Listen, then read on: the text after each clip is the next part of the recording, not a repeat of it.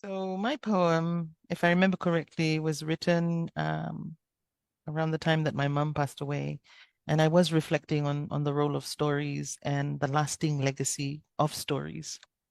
And it's called The Mothers of Wisdom. Words of wisdom fall like tears into open shells and ears as the women gather to thread dreams into stories of love.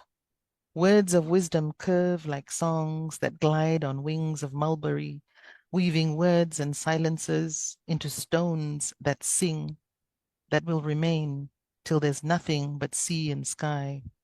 Words of wisdom swim like fish into darkness and lightness, in grief and in joy, condensing on the palate, cemented into memory.